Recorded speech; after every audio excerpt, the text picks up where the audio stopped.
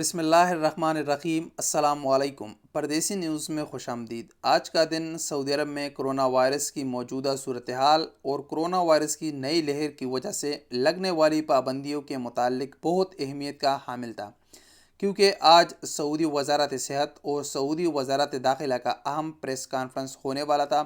اس press conference کا بہت سارے لوگوں کو کافی زیادہ انتظار تھا، کیونکہ اس کے متعلق توقع یہی ظاہر کی جا رہی تھی کہ اس میں پابندیوں کے متعلق اہم اعلانات کیے جائیں گے۔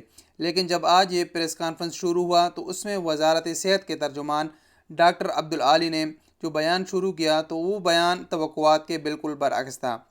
اس پریس کانفرنس کا خلاصہ اگر آپ کے ساتھ شیئر کروں تو اس میں بتایا گیا کہ اس وقت سعودی عرب میں کرونا وائرس کی صورتحال غیر مستحکم ہے اور ہم کسی بھی خطرے کو مول لینے کے کنڈیشن میں نہیں ہیں۔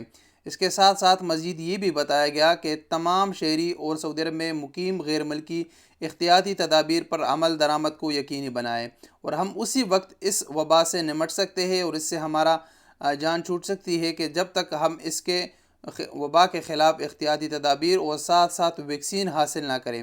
جب تک ہم احتیاطی تدابیر پر عمل پوری طرح نہ کریں اور ویکسین ہم نہ لگائیں تو تب تک ہمیں اس وبا سے چھٹکارا ملنا مشکل ہے۔ اب یہ تمام پریس کانفرنس کو اگر ہم دیکھیں تو دوسری طرف پابندیوں کی طرف دیکھیں۔ پابندیوں میں جو اہم پابندی ہے جس کا پردیسی کافی انتظار کر رہے وہ ہے فلائٹوں کی بندش، کیونکہ 20 ممالک سے آنے والے غیر ملکیوں کا سعودی عرب میں داخلے پر پابندی ہے۔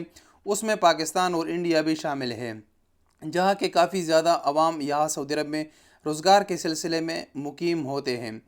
اب وزارت صحت اور وزارت داخلہ یہ دو اہم ادارے ہیں سعودی عرب میں جو اس وقت کرونا وائرس کی صورتحال کو مانیٹر کر رہے ہیں۔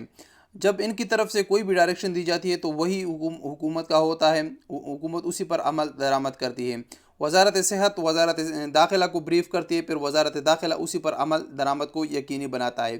جب وزارت صحت کا بیان کرونا وائرس کے متعلق اس طرح ہے کہ حالات غیر مستحکم ہیں تو وزارت داخلہ کسی بھی کنڈیشن میں پابندیاں نہیں ہٹا سکتی کیونکہ پھر حالات اور بھی خراب ہو جائیں گے۔ تو ان تمام پریس کانفرنس کے اگر ہم نزدیکی سے دیکھیں تو اس سے یہی خدشہ ظاہر کیا جا رہا ہے کہ جو پابندیاں ہیں اس میں توسیع بھی کی جا سکتی ہے، اور جو فلائٹوں کی بندش ہے اس میں مزید توسیع کا خدشہ ہے۔ لیکن آپ تمام دوستوں سے درخواست ہے کہ آپ لوگ دعا کریں کہ اللہ تعالیٰ ہمارا اس وبا سے جان چھٹکارا حاصل کرے اور جتنے بھی لوگوں کی مشکلات ہیں وہ مشکلات حل ہو جائیں۔ اور 5 تاریخ کا اس کے بعد ابھی 5 مارچ کا کافی انتظار ہے کہ 5 مارچ کو کیا اعلان کیا جائے گا، اس کا کافی لوگوں کا اس پر نظر ہے۔ امید ہے کہ انشاءاللہ اللہ تعالیٰ جلد از جلد ہم لوگوں کا اس وبا سے جان چھٹکارا حاصل کرے۔ اگر ویڈیو پسند آتی ہو تو ویڈیو کو لائک کریں، چینل کو سبسکرائب کریں۔ ملیں گے اگلی ویڈیو کے ساتھ، تب تک کے لیے اجازت دیجیے۔ السلام علیکم ورحمۃ اللہ وبرکاتہ۔